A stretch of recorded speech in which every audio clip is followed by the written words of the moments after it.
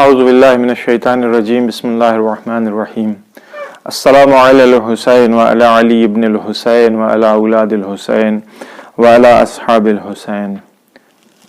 ناظرین کرام، کربلا وہ جگہ ہے جہاں پہ ایک طرف نور تھا تو دوسری طرف ظلمت۔ کربلا وہ جگہ ہے جہاں پر ایک طرف امام حسین علیہ السلام اپنے اصحاب و انصار کے ساتھ موجود تھے تو دوسری طرف شمر ابن زیاد ابن سعد ان لوگوں کے لشکر اور یہ افراد موجود تھے۔ کربلا وہ جگہ ہے، وہ مرکز ہے، وہ سینٹر ہے جہاں پر چینجنگ ہوئی ہے، لوگوں کے اندر تحول ایجاد ہوا ہے، لوگ بدلے ہیں۔ کچھ لوگ نار سے نور کی طرف آئے تو کچھ ایسے بھی تھے جو نور جنہیں پسند نہیں تھا، جنہوں نے نور کو اپنا مقصد اور اپنا ہدف نہیں بنایا۔ کربلا وہ جگہ تھی جہاں پر سرکار سید الشہداء کے ساتھ آنے والے، بلکہ یوں کہوں کہ وہ افراد جو سرکار سید الشہداء کے ساتھ نہیں آئے تھے، کربلا میں سرکار سید الشہداء کے ساتھ آئے ہیں۔ انہوں نے سعادت ابدی کا انتخاب کیا، کامیاب اور کامران رہے۔ نہ یہ کہ صرف سعادت ابدی ان کے نصیب میں لکھی گئی، بلکہ انہوں نے ایسا کام کیا جو 1400 سال سے زیادہ ہو چکے ہیں کہ وہ آج بھی باقی ہے۔ تقریباً 1400 سال تو ہو ہی چکے امام حسین علیہ السلام کی شہادت کو۔ کام ان کا یہ تھا کہ انہوں نے اپنے معمولی خون کو سرکار سید الشہداء کے خون میں آمیختہ کر دیا، ملا دیا۔ صرف ملایا ہی نہیں تھا بلکہ اس خون سے درخت اسلام کی آبیاری کیا، جس کے نتیجے میں آج تک دین محمدی اسلام ناب قائم ہے، دائم ہے، باقی ہے۔ وہ افراد جن کا پاسٹ، جن کا ماضی اچھا نہیں تھا، یا یوں کہوں کہ بہت اچھا نہیں تھا جن کا ماضی، وہ افراد بھی جب کربلا جیسے سینٹر پر سرکار سید الشہداء سے آ کر کے ملحق ہوئے ہیں تو ان کی زندگی بھی بدل گئی، ان کا مستقبل بھی روشن ہو گیا، سعادت ابدی ان کو حاصل ہوئی۔ آج جس شخصیت کا تذکرہ کرنا ہے اس شخصیت کا نام ہے جناب حر ابن یزید ریاحی۔ مجلسوں میں 2 minute, 2.5 minute, maximum 3 minute, 4 minute کے مصائب کی حد تک سنا ہے آپ نے۔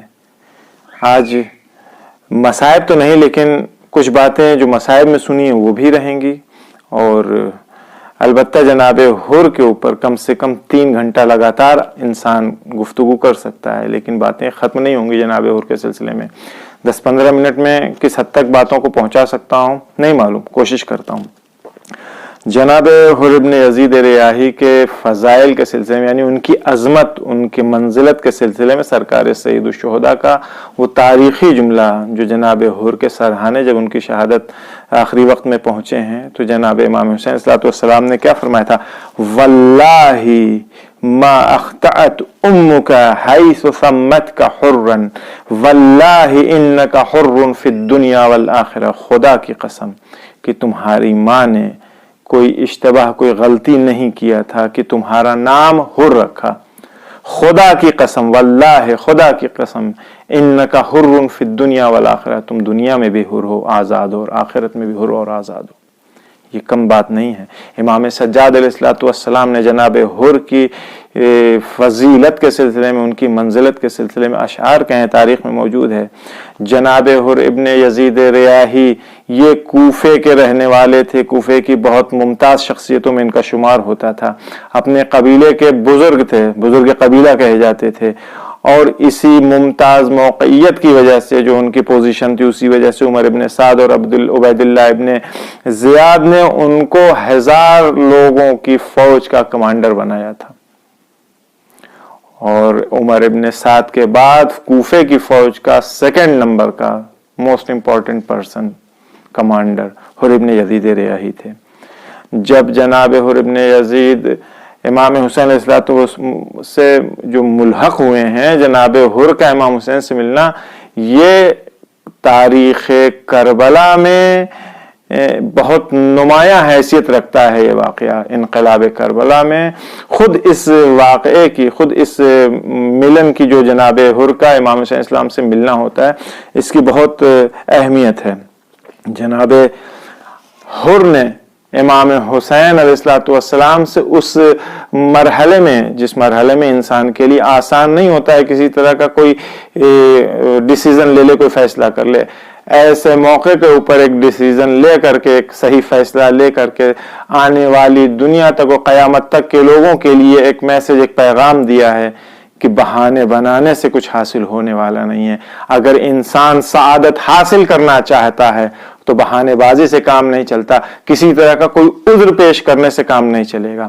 عذر پیش کرنے سے انسان سعادت کی منزلوں تک نہیں پہنچ سکتا ہے. عذر پیش کر کے انسان کسی کمال کو حاصل نہیں کر سکتا ہے، بلکہ کمال کو حاصل کرنے کے لیے انسان کو خود صحیح ڈیسیزن لینا پڑے گا، صحیح فیصلہ لینا پڑے گا.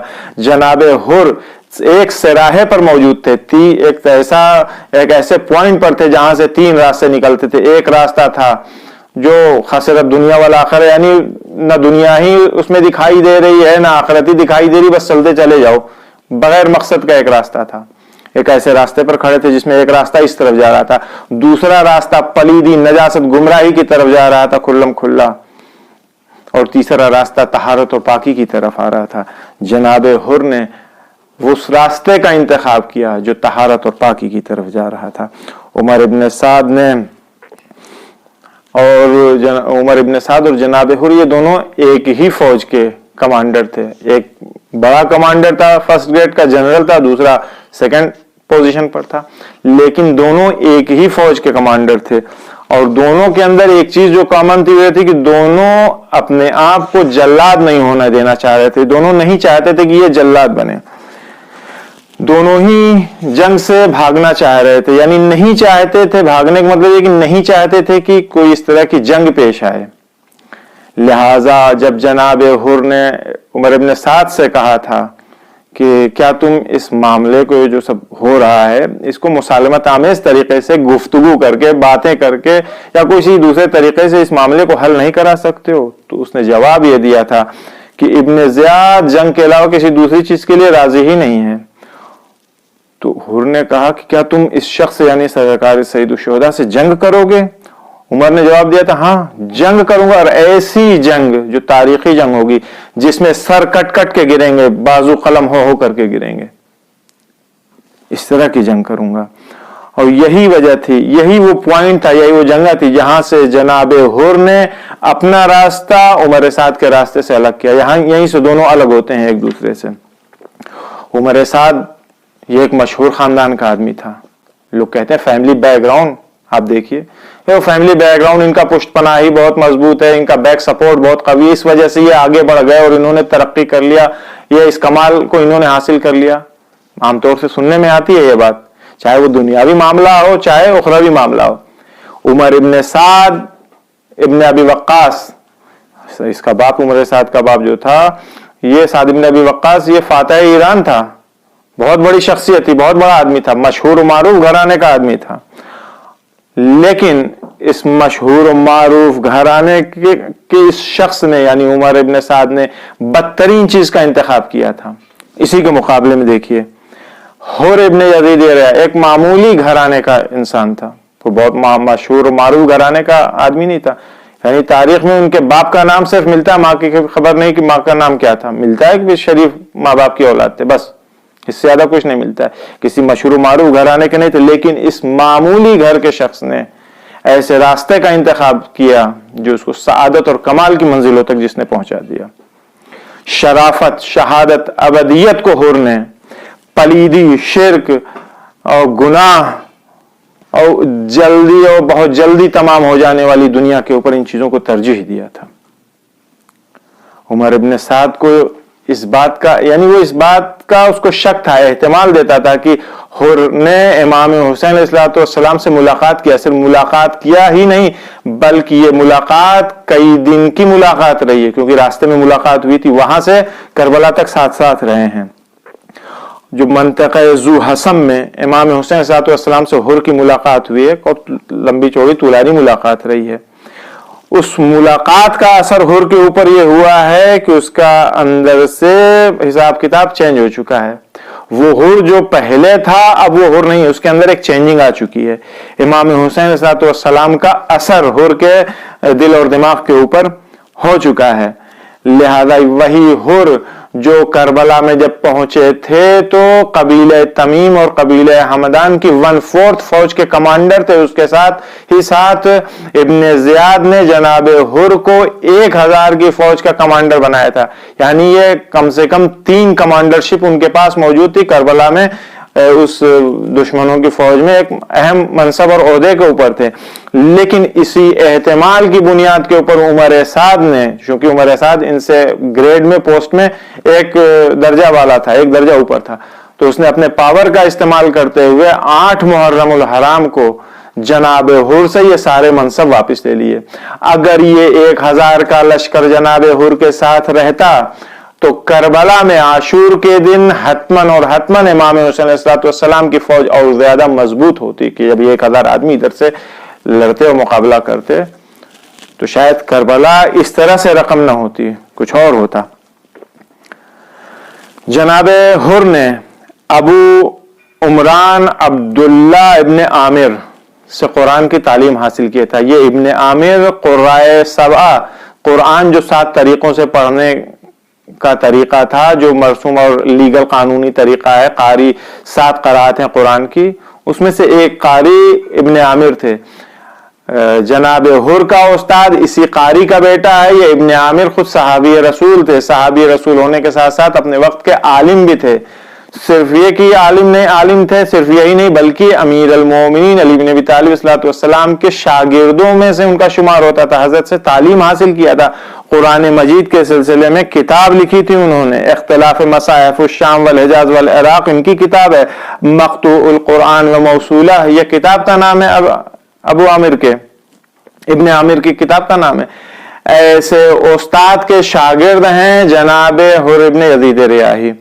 جب استاد امیر المومنین کا شاگرد ہو, جب استاد کا باپ پیغمبر اسلام کا صحابی ہو اور خاص صحابی ہو, صحیح صحابی ہو, کنجوم والے صحابی نہیں, واقعی صحابی ہو جس نے کچھ حاصل کیا ہو, تو پھر اس کی فکر بھی دوسری ہوگی. جب استاد کی فکر صحیح ہوتی ہے تو اپنے شاگردوں کی تربیت صحیح کرتا ہے.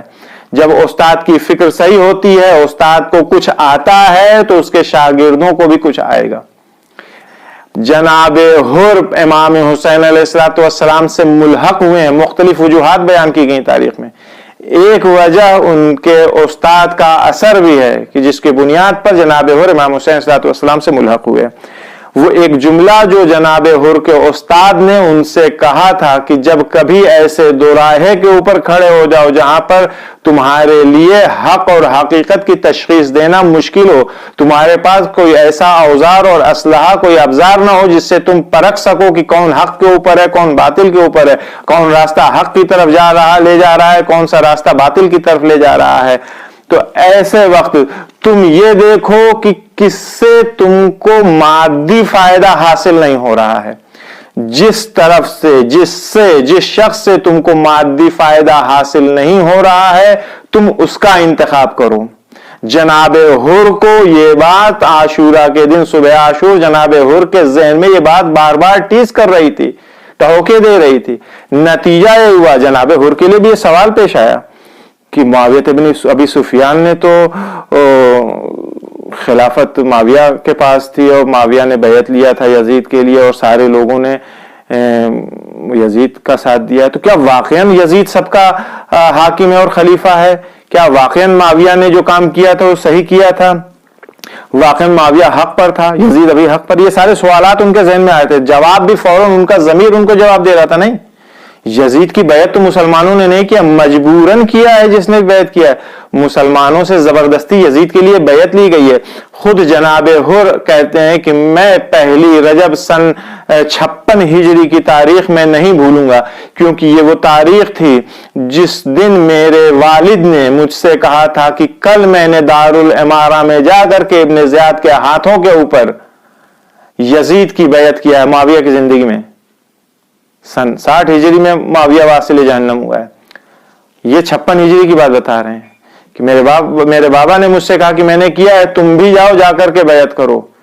جناب حر کسی بھی قیمت پہ، خود ان کا بیان ہے کہ میں بیعت کرنا نہیں چاہتا تھا، میں یزید کو خلیفہ نہیں مانتا، مجھے معلوم ہے، مجھے یقین ہے کہ یہ خلافت یزید کا حق نہیں ہے، لیکن چونکہ میرے باپ کی خواہش تھی، میرے والد نے مجھ سے یہ بھی کہا تھا کہ اگر بیعت نہیں کرو گے تو ہمارا پورا خاندان ختم کر دیا جائے گا، حتیٰ مجھے بھی قتل کر دیا جائے گا، تو اپنے باپ کی خواہش کے اوپر میں نے بادل ناخواستہ مجبوراً جا کر کے اگلے دن میں نے ابن زیاد کے ہاتھوں کے اوپر یزید کی بیعت کیا ہے، یزید کے لیے، اور باپ کے احترام میں، لہذا وہ کہتے ہیں کہ پہلی رجب 56 ہجری میں کبھی بھی نہیں بھولوں گا، کیونکہ وہ پہلا دن تھا جس دن میں مجبور ہوا تھا کسی غلط کام کو کرنے کے لیے، جس کے لیے میرا دل راضی اور تیار نہیں تھا۔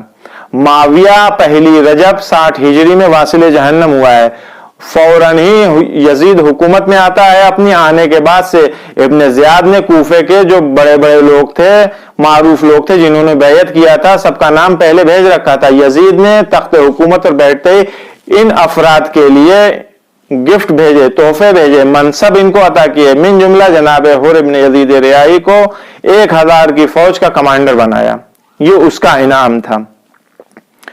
جناب حر ابن یزید ریاحی اس منصب سے راضی نہیں تھے، کیونکہ وہ یہ جانتے تھے کہ یہ حق ہے نہیں اس کا، یزید کا، کہ خلافت اس کی ہو تاکہ وہ مجھے دے، جب حق ہی اس کا نہیں بنتا ہے، لیکن چونکہ مجبوری تھی وہاں پہ بقول ان کے خود، تو انہوں نے ظاہری اعتبار سے منصب ملا 1000 کمانڈر، فوج کا کمانڈر بننے کا، انہوں نے اسے ایکسپٹ کیا۔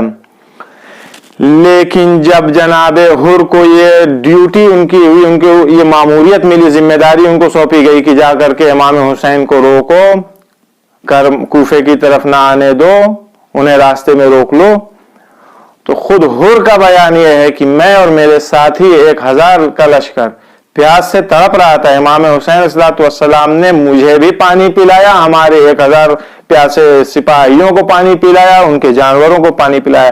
یہ امام حسین علیہ الصلوۃ والسلام کی جوان مردی سبب ہوئی کہ حر کے اوپر امام کا ایک اثر پڑا دل کے اوپر۔ امام حسین علیہ الصلوۃ والسلام سے اس نے سمجھوتا کرنا، یعنی بہت نرمی سے پیش آنا شروع کیا۔ پھر دھیرے دھیرے اصحاب امام حسین صلی اللہ علیہ وسلم سے پتہ چلا کہ فرزند رسول بے انتہا سخی ہیں، کبھی کوئی دست خالی امام کی بارگاہ سے خالی نہیں لوٹا نہیں ہے، واپس نہیں لوٹا۔ یہ وہ ساری چیزیں تھیں جس نے جناب حر کے دل میں امام کی محبت میں اضافہ کرنا شروع کیا، اور یہ وہی جگہ تھی جہاں پہ یزید کو، جہاں پہ حر ابن یزید ریاحی کو یہ یقین ہو گیا کہ کسی بھی قیمت کے اوپر یزید حق پر نہیں ہے، امام حسین صلی اللہ علیہ وسلم حق پر ہیں، اور جو انہیں روکا جا رہا ہے، انہیں اذیت کیا جا رہا ہے، پریشان کیا جا رہا ہے، یہ غلط ہے اور یہ ظلم ہے۔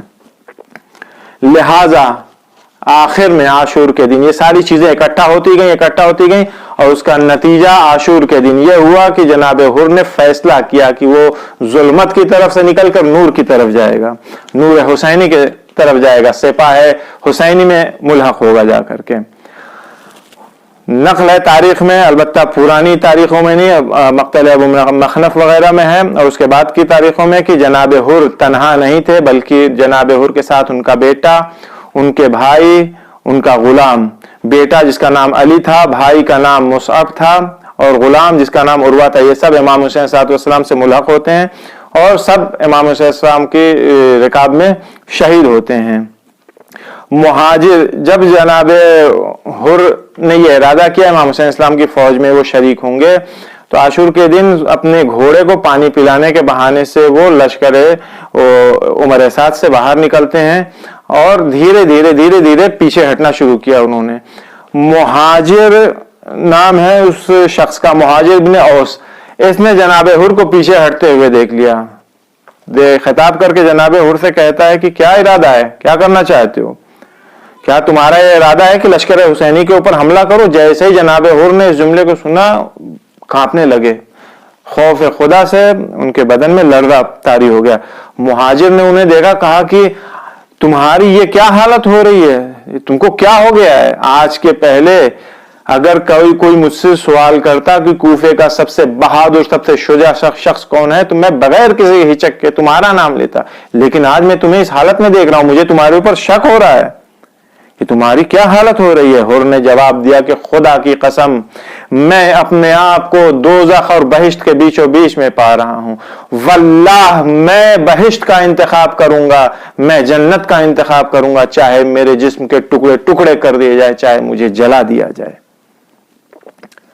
جب جناب حر نے امام حسین علیہ السلام کے طرف آنے کا فیصلہ کیا، اپنے گھوڑے کے اوپر سوار ہوئے، اچانک سے لحوف کے مطابق، سید بن طاؤس کی نقل کے مطابق عرب کا دستور تھا کہ جب کسی کے سامنے شرمندہ ہو کر کے جاتے تھے تو ایک ہاتھ اپنے سر کے اوپر رکھ کے جاتے تھے۔ جناب حر نے اپنا ایک ہاتھ اپنے سر کے اوپر رکھا، اپنے گھوڑے کو ایڑ لگائی اور تیزی کے ساتھ امام حسین علیہ السلام کے خیام کی طرف آنے لگے۔ اسی اثنا میں پروردگار عالم کی بارگاہ میں کہتے ہوئے آ رہے تھے کہ میرے مالک خدایا تیری طرف توبہ کرتے ہوئے پلٹ رہا ہوں، میرے مالک میں تیری طرف پلٹ رہا ہوں، میری توبہ قبول فرما لے۔ میں نے تیرے عزیزوں کے دلوں کو دکھایا ہے، میں نے تیرے رسول کی اولادوں کو ڈرایا ہے، مالک مجھے معاف کر دے۔ امام حسین علیہ السلام کی خدمت میں پہنچتے ہیں، اپنے سر کو جھکائے ہوئے ہیں۔ امام علیہ السلام نے کہا اپنا حر اپنا سر بلند کرو، اپنا سر اٹھاؤ۔ شیخ مفید کہتے ہیں کہ حر نے کہا کہ میں آپ کے اوپر قربان ہو جاؤں فرزند رسول، میں وہی ہوں جنہوں نے آپ کو آگے نہیں بڑھنے دیا، میں وہی گنہگار ہوں جو گھیر کر کے آپ کو اس جگہ پر لے کے آیا ہے۔ اے فرزند رسول، اگر مجھے معلوم ہوتا کہ یہ لوگ آپ کے ساتھ اس طرح سے پیش آئیں گے، خدا شاہد ہے، خدا شاہد ہے میں اس گناہ کا مرتکب نہیں ہوتا۔ فرزند رسول میں خدا کی بارگاہ میں توبہ کر رہا ہوں، کیا میری توبہ قبول ہوگی؟ امام حسین علیہ السلام نے فرمایا حر تمہاری توبہ قبول ہے، اپنے گھوڑے سے نیچے اترو۔ حر نے کہا مولا میں نیچے نہیں اتروں گا، آپ مجھے اجازت دیجئے، میں آپ کی طرف سے جا کر کے ان دشمنوں سے جہاد کرنا چاہتا ہوں۔ جناب حر آتے ہیں، آ کر کے ابن سعد کی کوفے کی فوج سے خطاب کر کے کہتے ہیں کہ تمہاری مائیں تمہارے عزا میں بیٹھے، تم لوگوں کو شرم نہیں آتی؟ جس کو خط لکھا تھا بلانے کے لیے، جب وہ آتا ہے تو اس کی نصرت نہیں کرتے، اس کے اوپر پانی بند کر دیتے ہو، اس کے بیوی بچوں کو گھیر کر کے سب کو لے کر کے آتے ہو، اس کے خلاف تلوار لے کر کے کھڑے ہو۔ مجھے معلوم ہے کہ تم حسین ابن علی کو قتل کرنا چاہتے ہو، ان کے بعد ان کے بیوی بچوں کو اسیر کرنا چاہتے ہو، یہ وہی پلاننگ ہے ابن زیاد کی جو محرمانہ تھی، لیکن مجھے اس کی خبر ہے۔ جناب حر نے امام علیہ السلام کی بارگاہ میں توبہ کیا تھا، اجازت لیا تھا جنگ کی، اب جنگ کرنا شروع کیا، رجس پڑھتے جاتے ہیں، جنگ کرتے جاتے ہیں، یہاں تک کہ کافی دیر جنگ کرنے کے بعد سے کئی دشمنوں کو فنار کیا۔ ابن سعد نے اپنے کمانداروں کو، تیر اندازوں کو حکم دیا کہ گھیر کر کے ان کے اوپر تیر اندازی کی جائے۔ جناب حر کے اوپر تیروں کا حملہ شروع ہوا۔ جناب حر گھوڑے سے نیچے اترے، کافی دیر پیدل جنگ کرتے رہے، اس کے بعد زخمی ہوئے، زخمی ہونے کے بعد سے زمین کے اوپر جب تشریف لاتے ہیں، ان کا قاتل ایوب ابن مسرح یہ جناب حر کا قاتل تھا۔ امام حسین علیہ السلام جناب حر کے سرہانے آتے ہیں، ابھی خون جاری تھا، ایک رومال نکال کر کے سر کے اوپر، پیشانی کے اوپر باندھا امام حسین علیہ السلام نے، اور تاریخی جملہ کہا تھا انت حر فی الدنیا والآخرہ، تم حر ہو، آزاد ہو، دنیا میں بھی آخرت میں بھی۔ جب انسان کسی کو کسی کی معرفت حقیقی معنی میں اس کو حاصل ہو جاتی ہے تو اس کے اوپر ایسے قربان ہوتا ہے۔ جناب حر کے سر پہ جو رومال باندھا تھا، جب شاہ اسماعیل صفوی نے عراق کو فتح کیا ہے تو جناب حر کے سلسلے میں اس کو ذرا سا شک ہوا کہ پتہ نہیں یہ کیسے آدمی تھے، نبش قبر کرواتا ہے، دیکھا کہ جسم کے اوپر خون آلود لباس ہے، چہرہ زخمی ہے، سر زخمی ہے، تر و تازہ جسم ہے۔ جیسے ہی رومال کو دیکھا، کہا کہ یہ رومال کھول کر کے مجھے تو ایک دوسرا رومال باندھ دیا جائے۔ جیسے ہی وہ رومال کھلتا ہے، جناب حر کی پیشانی سے پھر خون فوارہ دے کر کے نکلنے لگتا ہے۔ دوسرا رومال باندھا جاتا ہے لیکن کسی قیمت پر خون رکتا نہیں ہے، مجبور ہو کر کے شاہ اسماعیل صفوی کو وہ رومال پھر سے بنوانا پڑتا ہے۔ جناب حر کی شخصیت، جناب حر نے جانا یہ کہ جناب حر جیسے دوسرے اصحاب بھی تھے جنہوں نے حدیث کے مطابق، حدیث میں یہ ہے کہ بہشتی جو ہوتا ہے، جو جنت میں جس کو جانا ہوتا ہے، جو بہشتی ہوتا ہے، وہ 500 میل کے راستے سے 500 साल के रास्ते से वो बहिश्त की खुशबू सूंघ लेता है। असहाब हुसैनी के अंदर यही कमाल था, अपनी शहादत के पहले अपनी जगह को उन्होंने बहिश्त में देखा। इमाम ज़माना अलैहिस्सलाम ज़ियारत नाहिया में 1 बार और ज़ियारत रजबिया में 2 बार सलाम भेजते हैं जनाब हुर इब्न यजीद रियाही के ऊपर। फरमाते हैं अस्सलामु अलल हुर इब्न यजीद रियाही, इन्ना लिल्लाहि व इन्ना इलैहि राजिऊन।